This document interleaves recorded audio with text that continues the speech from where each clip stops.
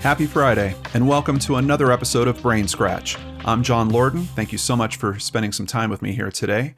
Of course, we are here to look into another unsolved mystery, and this one is quite literally an unsolved mystery. This case was featured on the television show Unsolved Mysteries. I'll have a link to that down below if you want to see the episode.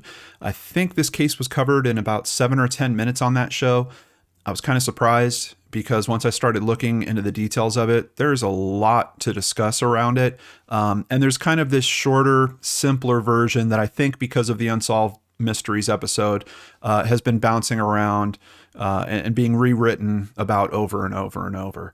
I'm hoping that with today's episode of BrainScratch, we're going to flesh it out a little bit. There's a few theories about this case in particular that have kind of lightly been touched on in some other places, but haven't really been gone into strongly. And thankfully, we have an excellent piece of writing that really fleshes out this story, is going to help us come to a much deeper understanding. So we're going to be leaning on that a bit as we get into this. And we're going to start looking into today's mystery by going to Santa Clara in California. And starting on this image, this is where a tree and a memorial have been left for Matthew D. Flores. We can see he was born in 1967 and his life was viciously taken in 1994. It happened in the parking lot of his recent employer, a company called Applied Materials Incorporated.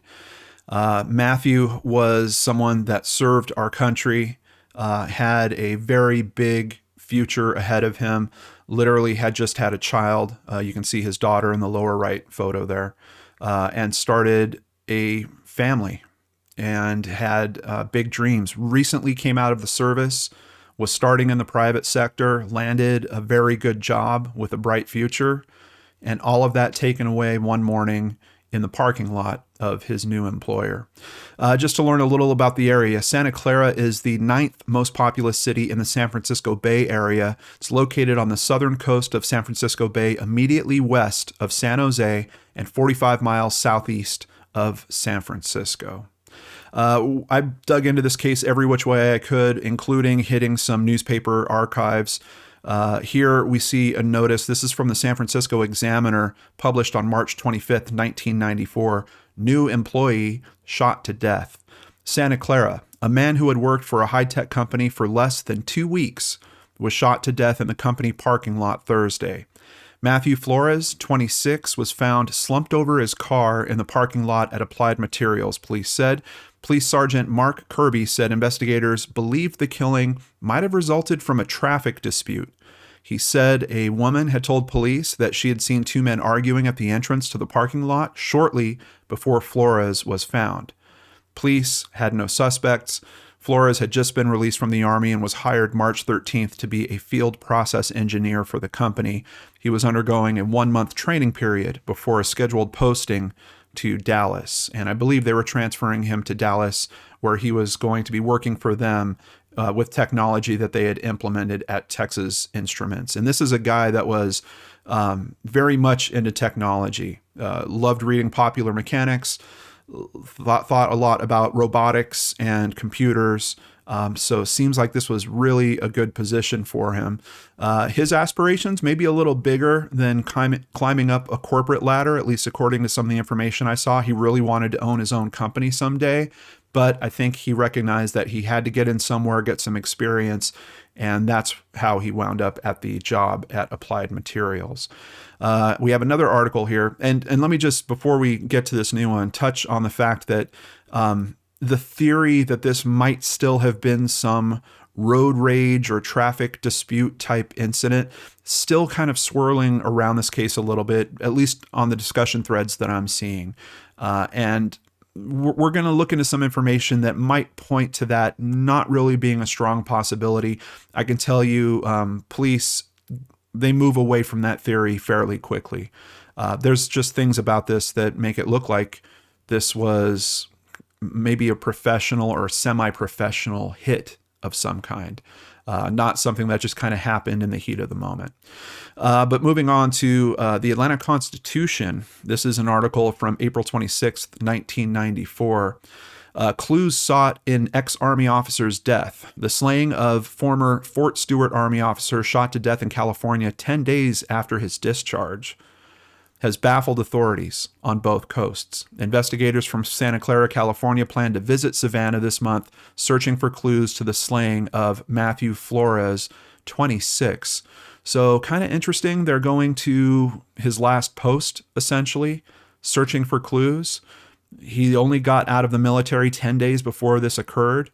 In terms of theories that we're kind of tracking around this, okay, so we've already touched on random act, some type of road rage incident. Now we're looking at former employment. Current employment, certainly another consideration. And I can tell you, based on the information I'm seeing, investigators, seems like they've looked every which way they can on this case, and they just can't find the piece that they're looking for.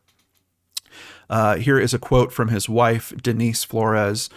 He's not the type of person who's done anything to anyone. He's a kind person. He had so much drive and ambition and potential, and I'm so upset he was cheated out of his life with his daughter. So the Providence Journal, and specifically Jerry O'Brien, wrote a 4-part series on this case. Obviously, we can't cover it all here on the video. I've gone through it. I'm trying to keep the most important parts, at least for trying to figure out what happened here, but to also give us a little bit of Matthew's backstory. I want to thank the Providence Journal and Jerry O'Brien in particular, first of all, for writing such an amazing piece. This was originally published in 1994, and thankfully in May of 2016, there was kind of another push for information that, police, and there's a reward that's been offered publicly. They kind of made another run at it. And thanks to that, the Providence Journal was smart enough to say, hey, remember that 4-part series? Let's repost that. So I'm really thankful for them doing that, because raising awareness around this case, it's got to be more than the same 3 or 4 paragraph version that we keep hearing time and time again. And because of Jerry, I know today's video is going to be a lot different than that. Matthew Flores knelt at the edge of the bed and kissed his wife goodbye on a cold, overcast day last March in Northern California. Awake since 6 a.m., Matt had already run 4 miles and prepared for work while Denise and their infant daughter lay sleeping. He wore a new shirt and tie. As a former military officer, discharged from the Army only 10 days earlier, Matt knew the value of a crisp, fresh appearance. Now in his 2nd week of training at Applied Materials, Inc., he was poised to begin a climb towards greatness in civilian life. Matt had come far since childhood. Matt was the last player picked for his high school baseball team. 3 years later, he was the team's most valuable player. As an officer in training, he earned the respect of his commanders. As an officer in action in the Persian Gulf War, he won the trust of his soldiers. He survived a youthful scare with bone cancer and, as an adult, endured a brush with death from a blood clot in his leg. Honor student, decorated officer, prized employee, son, husband, father. Matthew D. Flores, 26, was shot at close range at about 8:15 on a busy weekday morning. From several reports I'm seeing, I think the official time on it is 8:12 a.m. And just consider for a moment, it's a parking lot. It's a parking lot at a place that employs, that company has several buildings just in that area. So I didn't check the employee count. It's got to be potentially hundreds of employees at that particular campus, maybe even into 1,000 or 2,000. We're talking a lot of people on a weekday morning at the time when everyone's showing up in a parking lot. A silver-jacketed hollow point bullet was fired from a large caliber handgun into the back of his head from a distance of 1 to 2 feet. Police believe that Matt had just gotten out of his rented car and was leaning in to get his jacket when he was shot. His briefcase and a sheaf of work papers were on the ground near his body. Why was a young man with a remarkable past and a promising future shot to death so coldly and boldly? One of the things that occurs to me just hearing these details about what happened and knowing his past, this is a man that was trained to handle himself. So the fact that he shot point blank, essentially in the back, one shot, single shot, makes me wonder if the person that did this actually did know who Matt was. And I'm just pointing that out because so many of the theories are that the person got the wrong man. And I think one of the things that kind of works against that for me is how he was shot, point blank to the back of the head. It could be that if Matt just had a little bit of a view of what was going on, just a little moment to react, that his training could have kicked in and things might have been substantially different. And I'm curious of, did the person know that and know that they had to approach him that specific way, or this was going to be a whole different type of encounter? On the flip side of that, I'm also wondering, when we look into unsolved murders like this on the channel, a lot of times there seems to be intimacy or rage that's included as part of it, overkill effectively in some sense, or the person actually at least being allowed to see the person that's about to end their life. We don't have any of that going on here. And that's where I think investigators are really looking at this as more of a potential professional or semi-professional hit of some sort. But let's continue learning a little bit about Matthew's past. Matthew Donald Flores was born on May 17th, 1967, the first of two children of Donald and Ellen Flores. His sister, Jessica Ann, was born in 1969. Their parents divorced in 1981. 2 years later, on Matt's 16th birthday, his mother, Ellen Flores, married Michael G. Morrow, who joined the family. He attended East Providence Senior High School. In one time, he went helmet to helmet with a running back while he was playing football.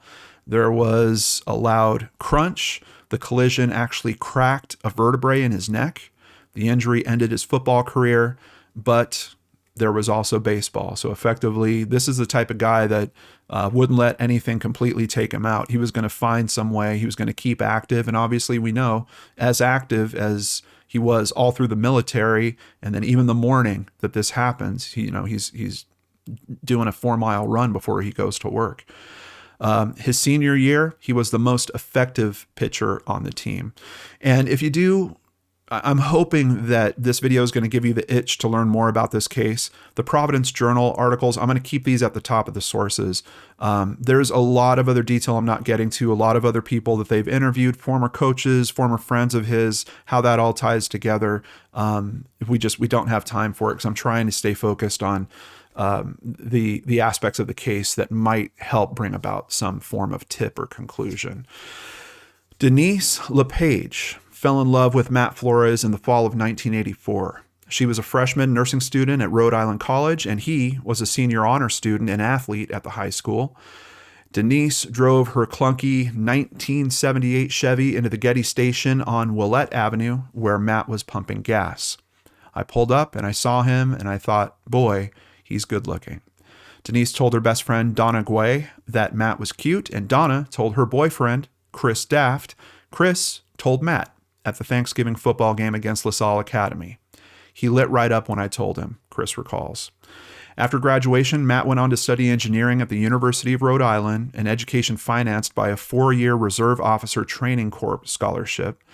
Once again, just this guy, he's making his own way through this world. His mom is just remarried.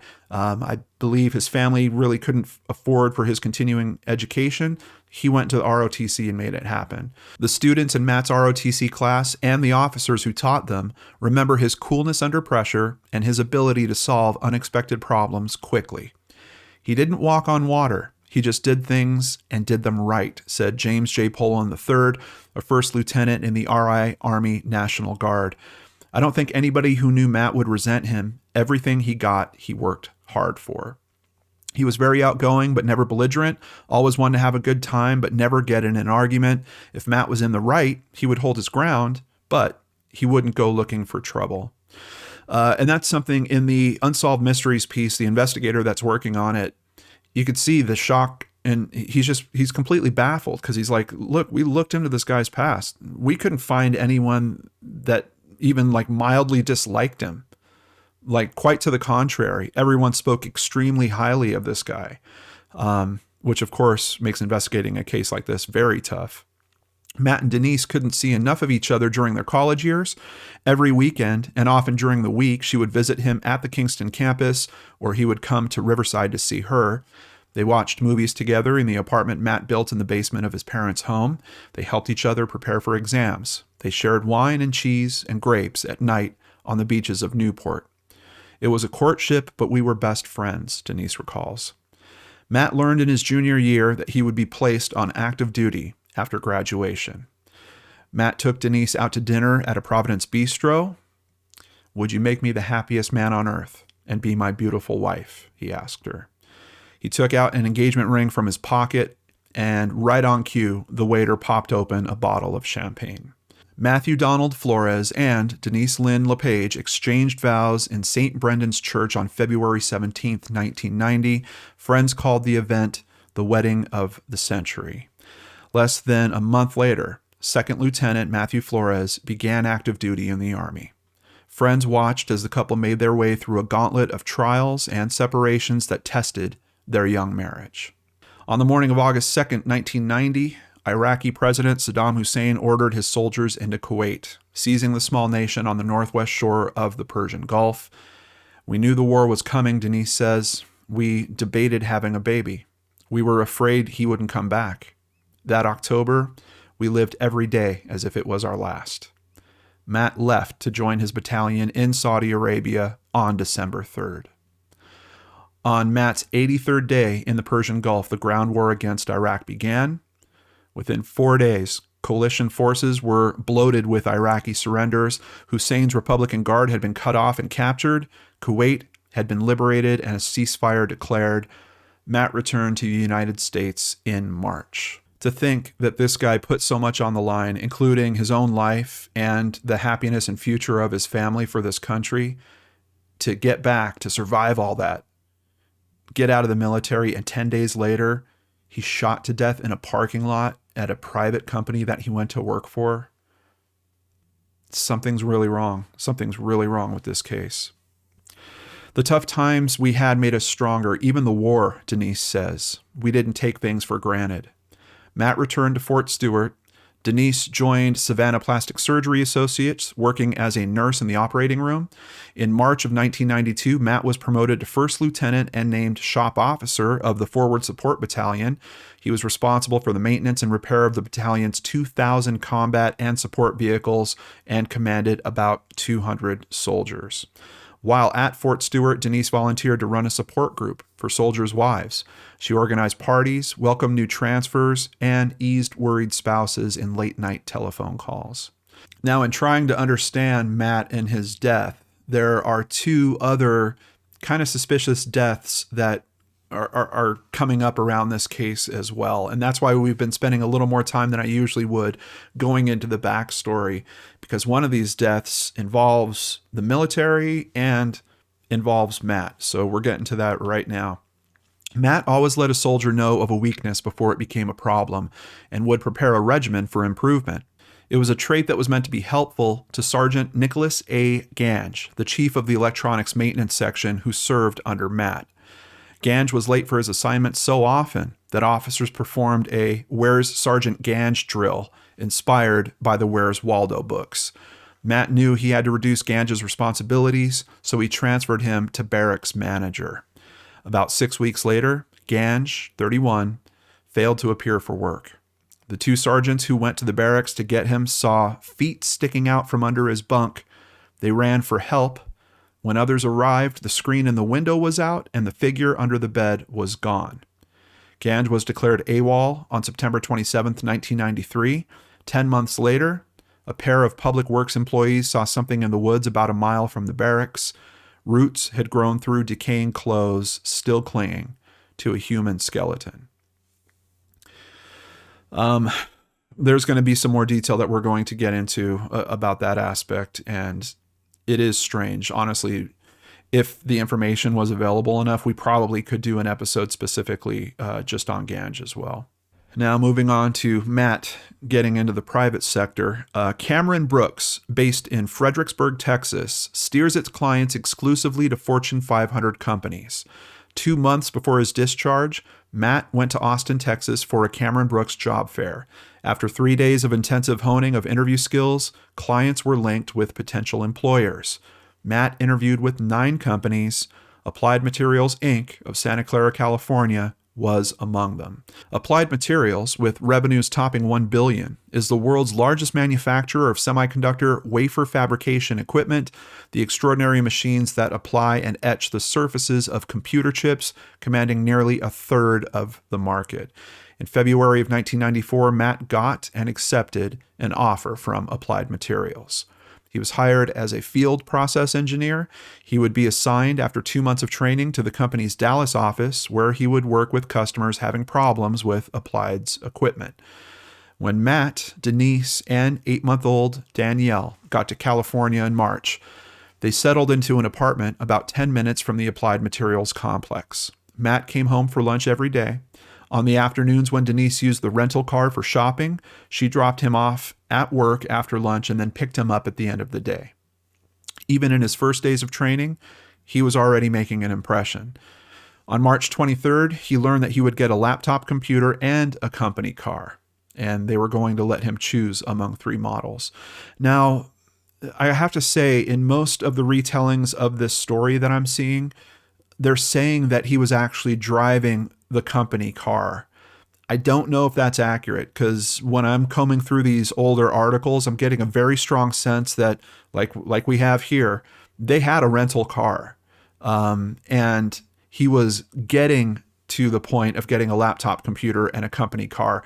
Keep in mind, he had only been there for a matter of days as an employee at this point. Do you really think they're just going to pop a company car on him that quick? I don't know if that's really accurate. And in most retellings, they're saying that the company got a rental car for him. Now, that might be possible if there was some type of agreement between him and the company that they were going to help him move. Some companies, especially in the tech sector and especially around that time, they were doing all kinds of stuff to bring talent in. They might even have been paying for his apartment at that time. So the rental car that they had perhaps could have been paid for by the company. I don't know that it really matters a whole lot in this case, except when you think about if someone was following him, they had to know what type of vehicle he was in. That, knowing if the company was actually paying for that vehicle might be important information. I don't know if it really is or isn't. 7 months before Matt began his training, one of Applied Materials' international executives, Han-Suk Yoon, the top manager of the company's Korean division, arrived for a regular business visit. On August 23, 1993, he was found dead of multiple stab wounds on the floor of the residence in Silicon Valley in Sunnyvale, a little more than a mile from the Santa Clara complex. So this is the second. I don't know if Ganj is really considered a murder or not, but this is the second death that is kind of bisecting this point of the location where this is happening and Matt. So I'm including this information because I want to give you guys kind of a more complete picture that I've been hearing in the other versions of this story. I don't know that there's a whole lot to this particular death. Just pointing out, it's 7 months prior to him getting there. So he's arriving there well after this occurrence, and they actually know what happened in this case. Police found a woman's panties and t-shirt covered in blood on the bathroom floor and a fingerprint in blood on the telephone. Yoon's credit cards and rental car were missing. Of course, they used the credit cards to track their usage. They wind up in New York City, where they find Cindy Kang. Cindy Kang, 21, a member of a prosperous San Francisco family, has been charged with stabbing Yoon to death. So once again, I really don't think that aspect is related. The Ganj aspect, there's a lot more information that's going to point to some other possibilities there, and I just don't know. It's a lot more clouded, let's say, than this aspect. The fact that 2 Applied Materials employees met violent deaths within a year of each other, Yoon, a longtime executive, and Matt Flores, who had just been hired, has not escaped the notice of Santa Clara police. That part of the investigation is still active, says Detective Sergeant Pete Pearson. Ellen Morrow, Matt's mother, turns the pages of a photograph album reliving the life of her only son. He was one of those kids who, even when he was mischievous, you couldn't get angry with him. I loved being his mother. The terrible part of dealing with this, apart from the tragedy, is that there's no answer. Our emotions are so totally fragmented, frustration, anger, we don't even know who to be angry at. Maria Gange began worrying when her son, Sergeant Nicholas Gange, stopped making his regular calls home. In June of '93, she contacted Army officials at Fort Stewart in Georgia and learned to her dismay that he had been missing for 2 months. Then she got the call that she dreaded. Her son's body had been found in the woods about a mile from the base. I don't believe my son killed himself, says the 58-year-old mother of 14 children, 7 sons who have served in the U.S. military. She has received conflicting accounts of her son's fatal injuries. Calvin J. Lowe, a special agent with Fort Stewart's Criminal Investigation Division, fueled speculation that Gange had been murdered when he told the Savannah Morning News that Gange's skull had been fractured. He said pathologists couldn't determine whether the fractures were caused by a blow or by exposure to the elements. But an Army report on the condition of Gange's body, prepared by a medical examiner, makes no mention of any skull fracture. Instead, it describes fractures in 7 left ribs, fractures in 3 right ribs, a fractured sternum, and 6 fractured vertebrae. Whatever this guy went through was terrible. And there's some talk in here about him possibly being struck by a car. The type of damage that report's talking about, yeah, it really seems like it. I mean, that is a substantial amount of damage. Asked to explain the discrepancies, an Army special agent replied, "No comment then, no comment now, no comment ever." Santa Clara detectives, aware that Gange once worked for Matt Flores at Fort Stewart, spent about 2 weeks in Georgia this spring interviewing people. So that's where we got that article that came from the newspaper in Georgia that was talking about the investigators being there interviewing people. I don't know how great that type of investigation is going to go. And I don't have a lot of experience with these things, but we did look into what was going on around Fort Hood and several of the occurrences there. There's still fallout. I'm getting updates constantly about the things that are going on around Fort Hood. I've had people reach out and speak to me in private about their experiences at Fort Hood. I don't know that this investigation would have really been super effective in trying to get that type of information out of a base. I don't know. Based on the very limited knowledge I have, I don't think that was an easy aspect of this investigation. And I don't know if it's really concluded. The Army investigation into the death of Sergeant Gange is not closed, nor is the police investigation into the death of Matt Flores. Something is wrong. I can feel it, says Hugo Gange, the sergeant's father. Maybe my son knows something and Lieutenant Flores knows something. It's connected. I want to find out exactly what happened.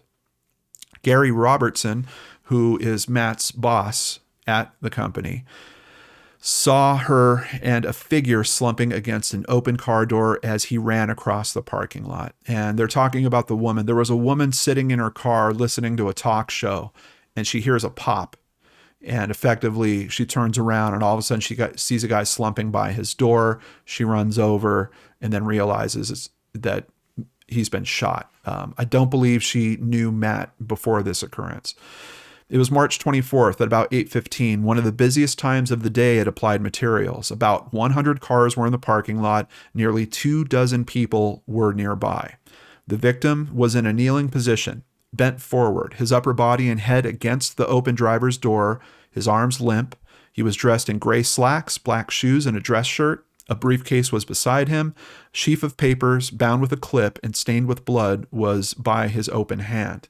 The woman evidently had placed a sports jacket over the victim's head, but Robertson, his boss, could see the wound at the base of the skull. She kept screaming, "His wallet, his wallet, his wallet," Robertson recalls. I fished it out of his back pocket. The wallet flipped open, and I saw that it was Matt Flores. Within minutes, the parking lot was brimming with members of Applied Materials Emergency Response Team, employees, and local police. Robertson left to call Matt's young wife, Denise. He told her to stay put and that he would come get her. He did tell her that Matt was shot. And that's a little bit of a point of contention. There's also some information out there that reportedly he called Denise before law enforcement had even been called about the shooting. We'll touch on that as we're going forward. There's really one article where that stuff's coming from. Confused and screaming, Denise bundled up her crying daughter. Robertson and another employee, Gail Selk, picked them up. As they approached Applied's parking lot, Denise saw the crowd. Police had blocked off the crime scene. Paramedics tended to Matt. Television cameras taped footage for the news. When they told me that he was not robbed, that's when I got scared, Denise says. The woman who first reached Flores' body that morning had parked just a few cars away. She told police she heard a popping sound and turned around in time to see a body slump by the driver's door of the car. Interested in that time frame. I don't know how much of the movement she saw. And what I'm trying to imagine here is, did a vehicle pull up behind him? Did someone get out of the vehicle, run over, fire off this shot, get back to the vehicle, and then go driving off? And she hears the pop and she turns her head, but somehow all the speed of that has already happened and she didn't notice a vehicle pulling away. There's something about that. I'm not saying it's impossible. Perhaps there was two people. Perhaps there was a driver. Perhaps there was someone in the passengers. They jump out, fire the shot. They're back in, and the driver is already, gunning it essentially before the doors even closed. But that's just a very, very tight time frame. Her identity is being shielded by police. In the months since the murder, police have held nearly 1,000 interviews, studied 2,500 questionnaires filled out by Applied Materials employees, spent more than $100,000 on the largest homicide investigation ever mounted by the Santa Clara Police Department. Yet they have little physical evidence, no eyewitnesses, no suspects, and no apparent motive. Despite the presence of a dozen security cameras installed in the area, the murder was not recorded on any of the videotapes from that day, police say. There were 22 people within that parking lot in a position either to hear something or to see something, says Detective Sergeant Pearson. We feel very strongly that someone did see what happened and they won't come forward for whatever reason. We're trying to reach that reluctant witness. Police are investigating the coincidence that the day Matt was killed, the military group from Hunter Army Airfield, his last base, was on an exercise at Fort Irwin, about 350 miles southeast of Santa Clara. That's the last time that I even see that aspect mentioned. And just thinking about, okay, so what are we taking from that? Are we thinking that possibly a team of some type, or maybe even one person, got in a vehicle, took that vehicle, drove the 350 miles, killed Matt, and then went back? Like, wouldn't they have been noticed as missing from Fort Irwin at that time frame? I don't know. I'm curious about that aspect, but this is really the only place that I see it touched on, and it just doesn't seem to come up again. Police have disclosed that a late model 2-door Ford Explorer was going in and out of the parking lot in the minutes before the shooting and exited a final time just afterward. So they think they have the vehicle. We're going to get a lot more into that, including some images of the vehicle that I was able to find through a lot of combing. The Explorer's movements were recorded on the videotapes, but police still cannot make out the license plate or the number of people in the vehicle. Photographs from those tapes are being computer enhanced with the help of IBM, NASA, and Hewlett-Packard. I'm wondering if that's an ongoing effort, because doing something like that back in the mid-90s compared to doing something like that now, the tools are very different. But I would have to think, especially, it looks like as late as 2019, we've had Santa Clara still kind of pushing on this case. I'd have to think that they retouched that and tried it again. Police have found no evidence that Matt was shot after a traffic altercation, as was first reported. So that first report that we got, they found nothing to back that up. They basically have one person that says they saw two people arguing. And they've all but ruled out random violence, which is another interesting aspect to this. This is a crime of timing, of location, and of execution, Seymour says. There is nothing random about this. And I think that tape is leading them to that conclusion. If they're right about that being the vehicle, which once we get into the description of what the vehicle does and all that, I think everyone can pretty much agree that that vehicle is involved in this. That vehicle was there 20 minutes before Matt pulls in. And effectively, that vehicle sees a car that looks a bit like Matt's and seems to follow that car and then comes back and parks in the same spot. It seems very strong that they do have the vehicle. They just haven't been able to identify it. Since the death of Matthew Flores, his survivors have faced his 27th birthday and his daughter's first birthday. And keep in mind, this is written back at the time. His sister feels his presence at unexpected moments, like when she's watching television or driving her car. His stepfather knows when he hears Ellen, Matt's mom, say, "Let's go for a drive," that they're trying to flee an inescapable sadness. His wife listens to her daughter say "da" when she sees a picture of her father. So this is a current shot of the parking lot where this occurred, just to give you some sense of how many vehicles are around at this time. Moving on to East Bay Times. The parking lot outside Building 12 of Applied Materials, Inc. is not a place that catches the eye. The spindly young trees are Silicon Valley standard issue, the sparse signs and logos well in keeping with the corporate blandness that covers the area's technology parks like camouflage. A killer moved invisibly past surveillance cameras and dozens of potential witnesses, shot his victim in cold blood and broad daylight, and then vanished. Matt Flores hadn't simply been shot. Matt Flores had been executed. And in terms of considering the theory that this is related to his military past, I think that's an important consideration as well. Not to say that there isn't people outside of the military who would definitely possess the skills and the type of weapon to be able to do something like that. That's certainly true. But we have to look at what's close to him, what's close to his life when we're kind of analyzing these types of things. Guys out of the military for 10 days, effectively executed in a parking lot. Santa Clara is not known for its homicides. It averages only 3 or 4 a year. Some years go by with none. The cameras that watched over the Applied Materials parking lot on March 24th, 1994, were intended for only the crudest surveillance, feeding randomly selected television images to a bank of videocassette machines programmed to record on 24-hour cycles. I worked with systems like this before in previous jobs and careers that I've had. It's not even really video footage. It's effectively like still shots, maybe a still shot every few seconds that kind of gets recorded. And they do that because the video cassettes, at that time, a typical standard video cassette was made for like 2 hours at high quality or 6 hours at low quality. And at least the systems I was working on, they were using the same types of tapes.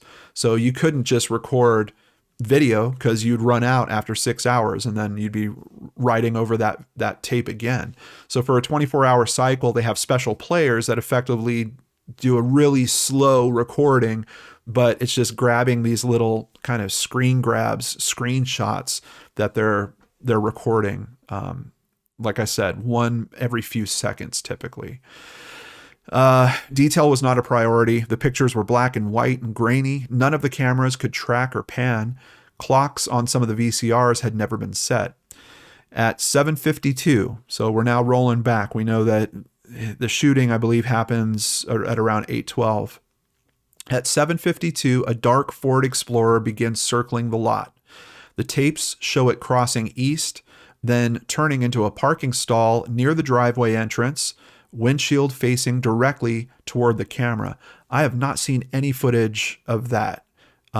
There's recreated footage that was done for Unsolved Mysteries.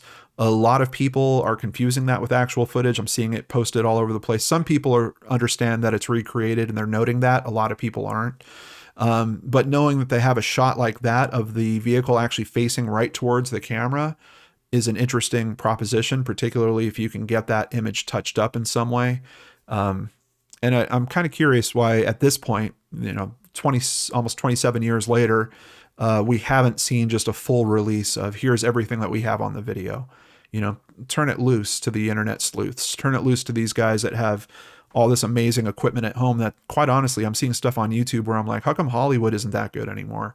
Who knows what they could do with those images and potentially extracting some information. A white sedan resembling Flores' car enters the picture and passes behind the Explorer. The Explorer pulls out and follows. Almost immediately it comes back, circling a second time before settling back in the same stall. Few things that we could tell from that. First of all, let me bring up some images of these cars so we can get a sense of this here. This is the type of Explorer that is in the footage, and this is actually a pretty decent match for it. They don't know what color it is. They know it's specifically not white. They know it's specifically not black, but it does have this kind of black lower level to it. The white rental car that he was driving is this Chevrolet Corsica, I believe 1994. The other white car that came into the parking lot that seemed to get the attention of whoever was driving the Explorer was this, a Ford Probe. So just kind of looking at these two vehicles, I think it'd be pretty easy to confuse them. They're certainly a little bit different. But for some reason, that vehicle follows the Probe and then comes back and it parks in the same spot. The other thing that I think is interesting about this spot is it a spot where they were able to see the entry for the parking lot? Is there some reason why they picked that particular spot, and then when they had to reset, they went back to that same spot? And quite honestly, with what happens and the fact that the shooting isn't captured on film, it almost has me wondering, like, are they aware of camera placement as well? But there's a factor in that throws that kind of out the window for me, and that's Matt decides where to park. And he parks in an unmarked spot. It's not like he had a reserved spot or something like that. Now, I can also say, when I was working a day job like that and driving to the same location over and over, I would try to park in the same spot. And, 90% of the time I would get the same spot every single time. I don't know if Matt was that type of person. I don't know if someone that had been watching him for a matter of a few days would have been able to figure that out and then know that wasn't in the cameras or something. That's one of the really hard aspects about thinking, is this a professional hit? Is you've got it taking place in the middle of the day at one of the busiest times for that parking lot with cameras in that parking lot. Admittedly, not great cameras, but cameras. There's so much working against what you would think a pro would do. The way that Matt is shot seems like it's a professional. The location really throws a big question mark on that. There's so many witnesses. How did they know someone wasn't watching? How did they know someone didn't get their license plate number? There's just a lot of risk around how this is done. So a few minutes pass after they reset in that parking spot. Matt's car appears. By the next camera image, the Explorer's gone. So Matt's car kind of pulls through. The Explorer disappears. I think we can assume that it followed that car.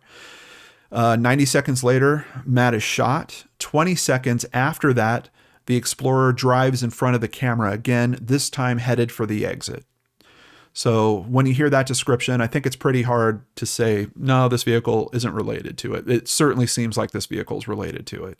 None of the cameras captured the shooting, but watching the Explorer's movements, it's impossible to avoid the feeling that Flores is being stalked, or wonder if there on the tape, hidden behind the glare of the automobile glass, is the person who pulled the trigger.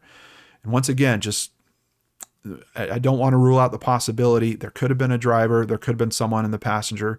I guess if the car was flipped the other way, the driver could have been there too. It could have just been the driver that jumped out, fired the shot, and then jumped right back into the driver's seat. I guess it depends on the direction of how he pulled up behind Matt's vehicle. But there's something about that that's nagging at me too. You've got a guy that's been in the military. He's got all this training. You have a vehicle pull up behind you. It doesn't just kind of grab a little bit of your attention. Door opens, few footsteps coming up behind you. I don't know. There's a lot that's so hard to understand about this. Detectives who examined the scene quickly noticed something else. It was disturbingly clean, almost sanitized. There was no shell casing, no signs of a struggle, no indication of flight. No shell casing, interesting, but if it's a revolver, essentially, it's not going to eject the shell casing. No signs of a struggle. we know how quick this could have happened. No indication of flight is really interesting to me as well, because I believe what they're saying from that was there wasn't tire marks showing that this guy went peeling off and tearing out of the parking lot. Once again, kind of pointing towards, if this is a person that pulled this off, their emotions were in some kind of check for them to just get back in the car and just kind of ease their way out and just drive out normally. Investigators spent the next few days exploring the usual homicide scenarios, but none seemed to fit the squeaky clean kid who had been in town less than 2 weeks. It was the wrong place for the parking lot mugging, and Flores hadn't been robbed. A jilted lover? There was no time to start an affair, much less stir up the passion needed to twist one toward murder. A traffic altercation? Flores wasn't a hothead, and the efficiency of the killing didn't square with an excitable assailant. Then there was a lack of evidence. Did it point to a planned professional hit, or did some amateur just get lucky? Now, another thing I haven't bumped into outside of this article at East Bay Times is suspicions that were aimed towards the family. And that, just like in all investigations, that certainly did happen here. The first to come under scrutiny was Denise. Before she left California, Santa Clara detectives had asked her detailed questions about Matt's finances. Did he have debts? Was he a gambler? What about the sale of their house in Georgia? Was there a will? 8 months later, they were still asking. Denise was never told that she was a suspect, but it was increasingly obvious to her that she hadn't been cleared either. Finally, she decided to protect herself by hiring a lawyer. Others in the department harbored funny feelings about Matt's mother's second husband, Mike Morrow. A correctional officer for the Rhode Island juvenile system, he had held a variety of police jobs around Providence, and there were those who wondered if he might have gotten tangled up with the local mafia. Flores' murder certainly had some of the earmarks of a mob hit. Might he have been killed as a message to his stepfather? Morrow freely admits to consorting with mobsters during his youth. In Rhode Island, you can't help but run with that crowd, he says. Everybody's connected to everybody. It's so small you can't help it. But these days, I never see them. I don't know where they are. Most of them are dead. Still, for a time, Morrow also feared he might somehow have provoked Flores' murder. You go through a career in law enforcement, you're going to piss a lot of people off, he says. I thought, who did I lock up who was out, who would have taken revenge? Then, of course, there's another aspect to this. The families are wondering, do we need to be investigating applied materials? Is there something that's going on there? Matt had a real can-do attitude, says Jim Bofinger, who directs the company's personnel division. There was the eagerness and the high energy level that we look for, whatever it takes to get the job done mentality. He made a big impression on everyone, agrees Gary Robertson, who made the final decision to offer Flores a job. He had these bright, shining blue eyes that just oozed sincerity and character. Later, when Bofinger and Robertson flew to Rhode Island to attend Flores' funeral, it was the look in their eyes that people remembered. The two seemed cold, almost robotic. They kept to themselves, exchanging few words with Flores' relatives and friends. After they left, little more was heard from Applied Materials. Ellen, Mike, and Denise felt not only ignored, but also shunned. When a memorial tree was planted, same one that we showed at the start of this video, no one at Applied even bothered to tell them. Increasingly, Flores' family began to see the company in a sinister light. Why, they wondered, had the company waited 11 minutes to call the police after the shooting? Why had his wallet been taken inside? Why had Matt's supervisors notified Denise of his death rather than the investigators? And why had the Applied people stuck so close to the family when they came to claim Flores' body, never letting anyone out of their sight? What could Matt have done or seen during his 9 days in Santa Clara to earn a bullet in the head? In April of 1995, an internal spy ring was uncovered at the company, part of an operation that stole technical drawings for replacement components and sold them to a competitor. But those who worked with Matt Flores say it would have been impossible for him to run afoul of any such operation for a simple reason. He didn't know anything. At the time he was shot, Flores was spending most of his time working with training manuals and taking orientation tours. That is something that's really hard to believe in this whole aspect about could it have been someone at the company. at least in terms of a professional level, it doesn't seem to make sense. And being there for only a matter of days, could he have really developed some type of beef with someone that would have brought them to that action? It's kind of tough. But there are some interesting questions here. We're going to see there's some of those might have answers. Flores was carrying applied materials documents when he died, many of which were found next to his body. However, police say he was not robbed. And while the papers did contain some proprietary information, Robertson said it was nothing that thousands of other employees didn't have. Nothing that he should have been killed for.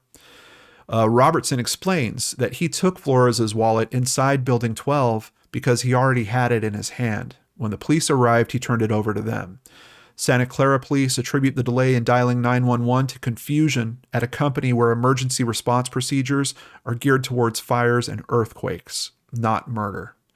They have their own security at places like that, and we've looked into enough cases at kind of larger installations like that where sometimes the on-site security will be the first point of contact. And in several cases, I question it too. I don't know why.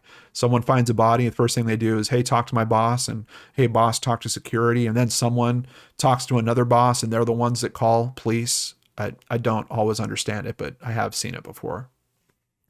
As for his decision to warn Denise, Robertson says that he now wishes he hadn't. The wound, the blood, the merciless speed of the shot, and the vanishing killer all led him to conclude that she too might be a target. My judgment was probably off, he says. Looking back, I should have waited for the police to show up. Robertson concedes that he and others at the company mishandled relations with Flores' family, staying too close while they were in California and too far away after they left. I feel guilty in that I should be in touch with them, he says. And maybe our follow-through hasn't been good, but I really don't have anything to say that could give them any comfort. To this day, I have no way of explaining it to them. I have no way to explain how a personable young man with such a bright, bright future in front of him could be killed in the way he was killed, without reason. I wish I knew. There are a lot of people who wish they knew. Like everyone associated with the Flores case, Robertson has tried to fill in the blanks, and he too has a theory. The military. So, people at the office think there's something to this military theory. Army officials refused to explain the discrepancy between the two reports on Ganj. Matt Flores' military records, according to this article, have also disappeared. Asked for an official copy, the Army's National Personnel Records Center in St. Louis responded it could not locate Flores' service file and could not determine if it had been removed, misplaced, or destroyed. Despite the missing records and the intrigue surrounding Ganj's disappearance, those who served with Flores say they know of nothing that would link the two deaths. For Ellen, Mike, and Denise, the world collapsed at the moment of Matt's murder. The mystery has become a kind of prison from which they can't escape. Certainly understand that. Ellen, once a staunch Catholic, can no longer believe in a God cruel enough to steal her son. Mike endlessly works his law enforcement contacts, determined to get his wife the answers she so desperately needs. And then there's the fear. Denise had just settled down to watch a movie on television when she heard a noise, a scratching outside the window. As she stood to take a look, the television winked out along with every light in the house. This is it, she thought. They finally come to kill me. She looked out the window and realized it was just a routine power failure that had blacked out the whole neighborhood. Her terror that night was only the most dramatic example of how Matt's death has destroyed Denise. She's abandoned her nursing career. She can't trust a stranger. She often has the sense of being watched or followed. Only her daughter, Danielle, can bring the family out of its grief. She has Matt's bright blue eyes and winning personality. What torments the family most is the fear that Matt may have died a pointless death, the random target of a killer who didn't know or care who he was. There are those in the Santa Clara Police Department who have already written off the Flores case, convinced it will never be cracked unless an informant decides to talk. So there is a few more, just so you guys are aware, this is an image from the Unsolved Mysteries recreation. The most important thing I think that we can take away from this is they've got the vehicle right. It's the sport version, which is a two-door version of the Explorer here. And it's got this kind of, the window styling's a little different on the back end there. These are actual photos. And I'm telling you, I mean, you could see how bad this footage is. But this is probably the best photo that I've been able to find of the actual vehicle from the original footage. And yeah, we can see parking lot definitely not as full. Definitely not as full.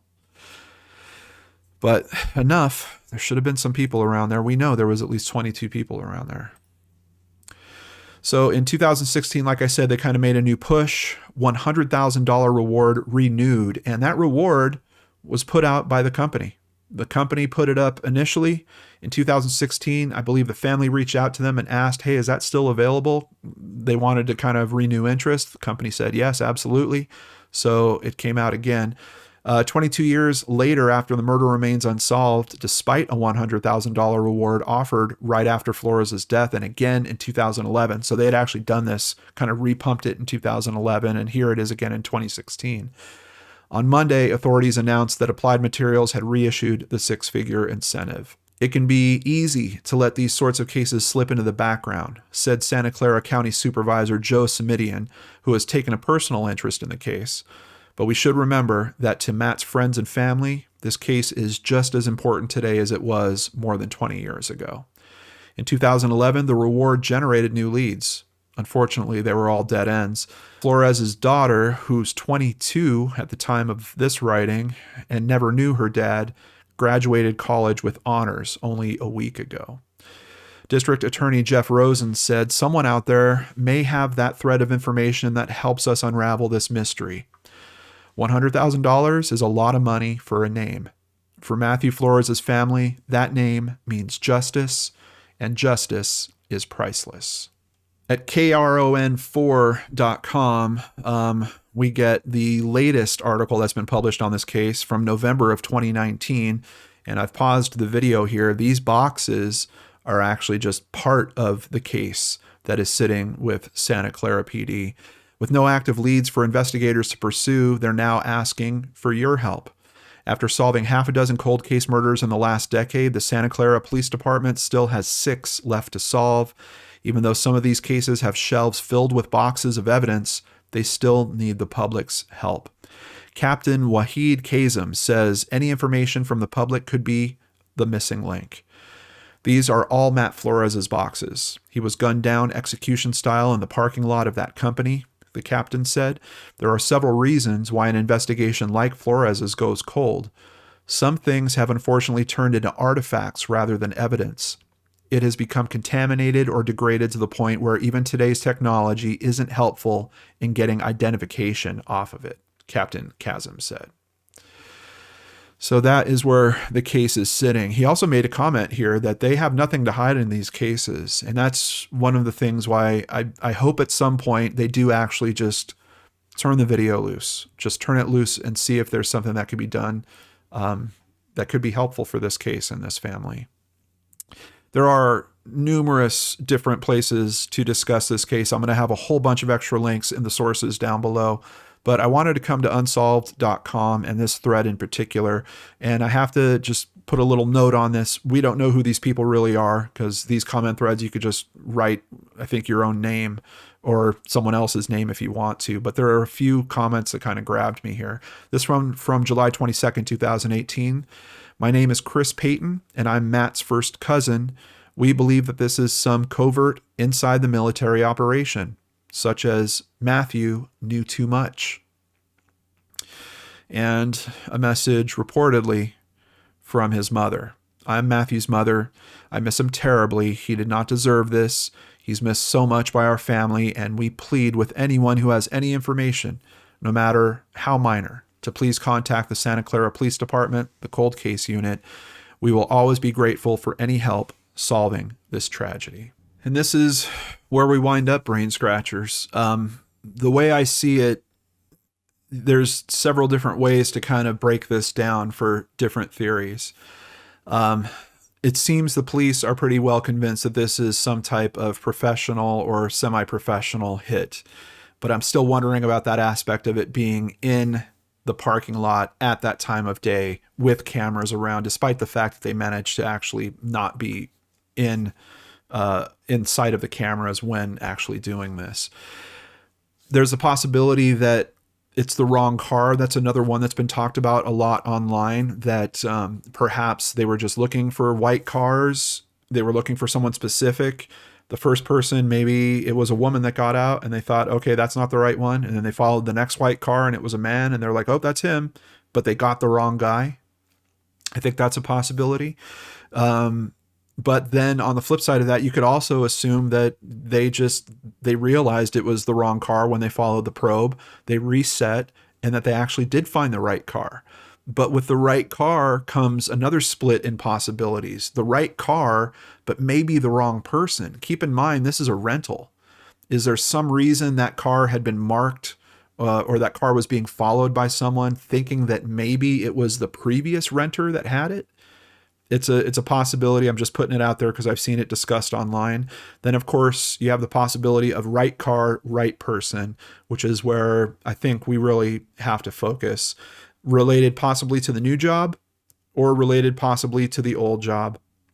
The relationships or lifestyle issues that they were investigating, I think it's pretty clear none of that really is showing anything that is helpful to the investigation. I would think at this point that they would have come out with some type of information around that if there was something connected directly to his relationships or his lifestyle. Possibility that it wasn't premeditated. A lot of the signs are pointing to this seems like it was planned, maybe very thoroughly planned. And possibility this is a thrill kill is another possibility that's being talked about there. That's in the not premeditated category for me. And I feel pretty confident that we could write that off, particularly with not having, tire tracks from the car fleeing, no evidence left behind, the way that he was approached. I'm still of the mind that this person knew what they were dealing with in trying to deal with Matt, and they couldn't give him a chance to know what was happening to him. So that's kind of where I end with it. But what about you guys? Let's talk about it in the comments down below. And as always, I ask that we remain respectful. I do believe someone out there has the answers. I really wish that person would find it in their heart to do the right thing. I'm going to have contact information in the description box down below, just in case you happen to be that person watching this video. This family has been in pain for a long, long time over this. And I think it's really time that we help them move forward through it. So if you are that person, I hope that you'll do that.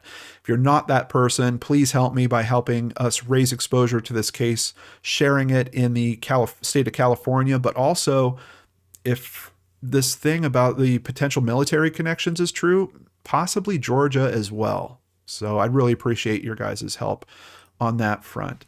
Before I end today's video, I want to thank several new patrons. Thank you, Kenneth Kratzer, and thank you, Diana Guerrero. Also a big thank you to Nikki Cornett for increasing her pledge. If you'd like to support the channel, please visit lordandarts.com. There you can sign up for Patreon, sign up for PayPal, or buy merchandise. All of it helps keep us here trying to help these families in these terrible situations. More than 26 years. I can't imagine what they're going through. And not to mention a daughter that just doesn't know her father and has this terrible story around what's missing in her life with no answer. It just feels wrong on so many levels. Take care, everyone. I hope that you guys stay safe. Have a nice weekend. I'll see you back here on Monday with a brand new episode of Case Cracked on the Lord and Arts channel.